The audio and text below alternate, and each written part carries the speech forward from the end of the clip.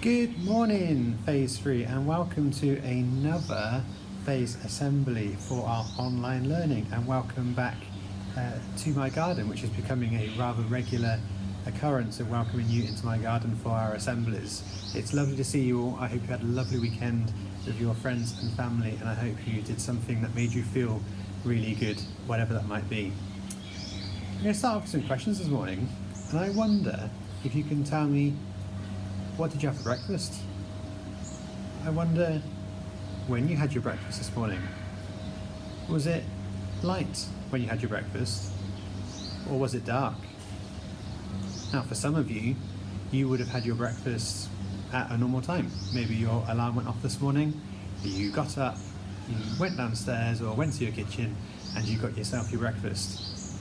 But for others of you, your alarm would have gone off a lot earlier than normal, because maybe you're fasting right now and you're recognizing the holy month of Ramadan. Today's assembly is all about Ramadan and what it means to you and what it means to all of us, whether we are recognizing the month in our Muslim faith or not. Now, I open with those questions because Ramadan is a time when we know that people will be fasting during the time when it's daylight hours. So that means setting the alarm very early in the morning before the sun comes up to have breakfast, or what's called suhoor, and then going without food and without drink right through until the sun sets, and then breaking the fast at iftar.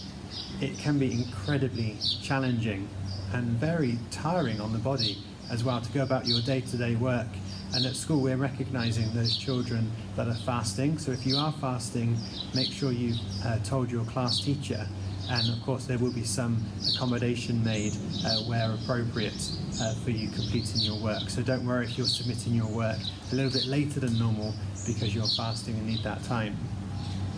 Let's take a look at what Ramadan and fasting means to adults around the world. And the video you're about to watch was made for the bank HSBC, and they interviewed lots of different people all over the world to see what Ramadan means to them.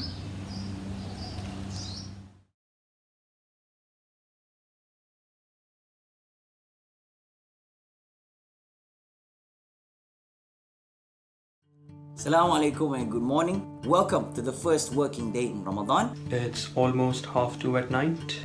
We woke up in the middle of the night to have the late night dinner. It is now 4:30 a.m. in the morning.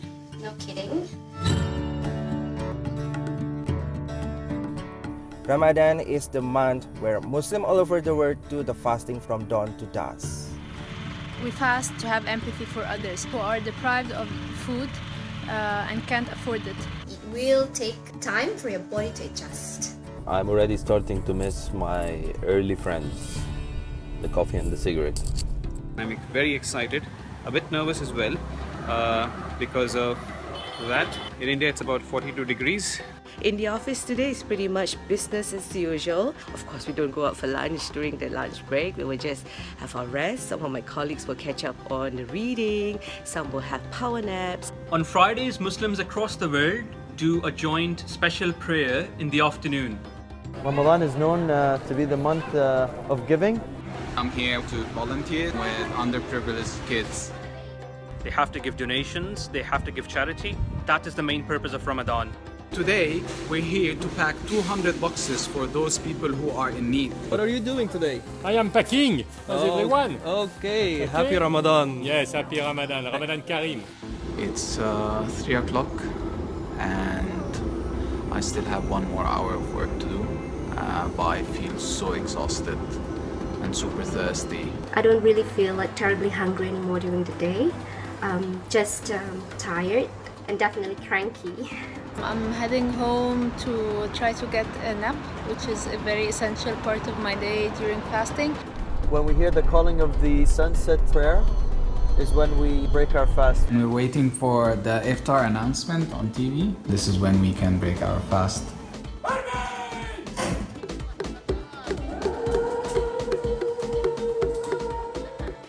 Hello guys, salam. Ramadan Kareem. Salam.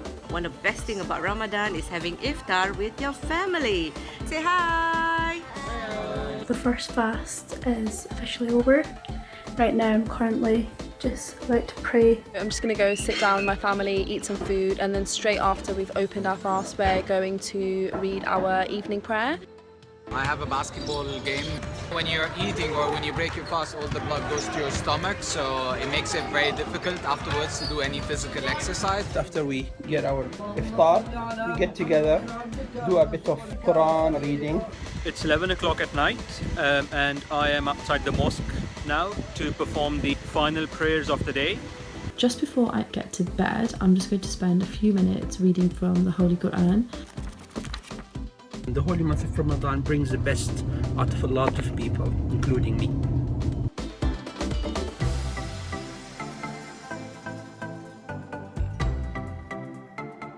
Hi everyone, Eid Mubarak! Today we celebrate Eid al-Fitr or the end of Ramadan. The most important event is the Eid prayer or the Salat al-Eid. I'm waiting in queue to get into the prayer at the Turkish mosque in Tokyo. After Salat al-Eid, we have gathering with all families. All the best of the Assalamu alaikum, Eid Mubarak. Cheers. Lots of different views there, all recognising Ramadan as such an important time of year for those with Muslim faith.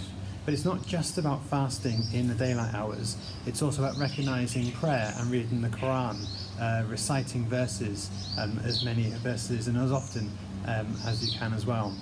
It's taking time to think about Allah. It's also thinking about those less fortunate than ourselves, those financially less fortunate, and maybe those with hunger and starvation around the world. It's also a time to be kind and use kind words and kind deeds to others as well. And also about giving generously and showing generosity to charities and people who are less fortunate than ourselves. And at this time where the whole world seems to have been turned upside down, charity is even more important than it ever was before. The act of fasting, as I've said, can be a huge challenge, and it's something that we really must show empathy for those friends and colleagues that are fasting during the next few weeks. But I wonder if you're not fasting at the moment, or maybe you're not of the Muslim faith, I wonder if you can show empathy in other ways. So maybe it could be that you try to give something up that you find really hard to give up, maybe a favourite food, or maybe an activity that you like to do on a regular basis. Could you give that up to consider empathy? Or how about giving some toys or donations to a charity? Maybe you can take part in a fundraising activity for a charity. Maybe you can show empathy through doing other things like kind deeds, kind words to others. And you could spend time thinking about what makes you feel grateful. So Ramadan isn't just a time for Muslims to reflect and think, it's also a time for you to take a moment just to think about what life means for you right now and how you can reflect and help others.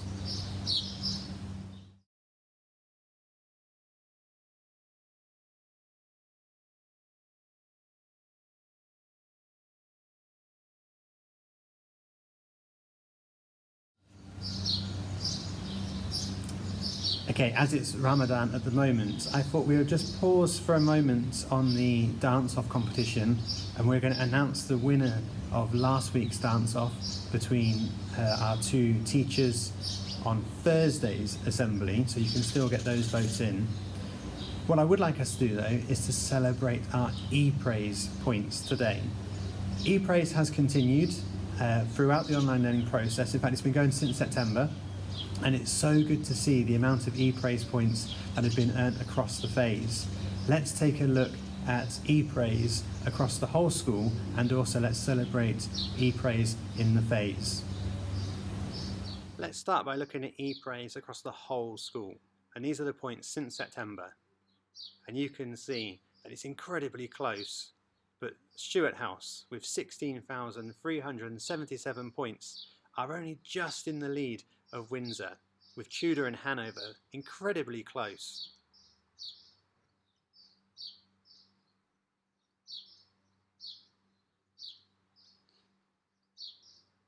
Let's look at ePraise points by class, and let's celebrate these 8 children from Year 3 who each have scored the highest number of ePraise points within each of their classes. These points have been given for loads of different reasons, some through creativity, some through effort, some through collaboration or teamwork in asking questions. Well done to our Year 3 ePraise points winners.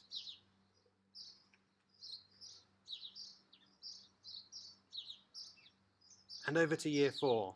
Again, these 8 children being recognised in their classes for scoring the most ePraise points.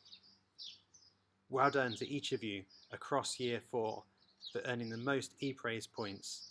Now, all of these points are since September, and it's incredibly close in each of the classes. So I wonder if it'll be the same group of children next week.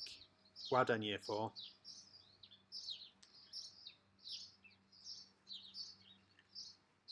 So how can you earn your next ePraise point? Well, remember, we give ePraise for our King's Learning dispositions, which are displayed on the screen in front of you. We all know them by now, including risk-taking, collaboration, asking questions, and resilience. Now, over the last month, we gave more ePraise points for creativity and effort compared to any other type of ePraise point. How will you get your next ePraise? Only you can decide that. It's over to you.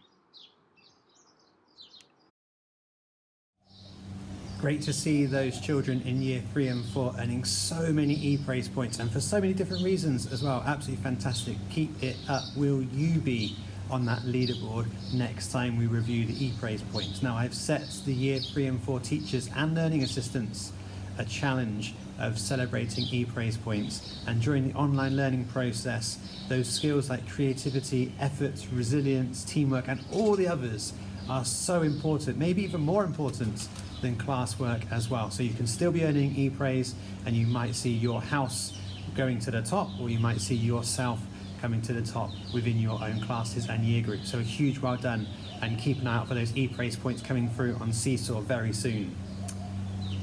It's time to say goodbye to you. I'm going to say Ramadan Kareem to you as well.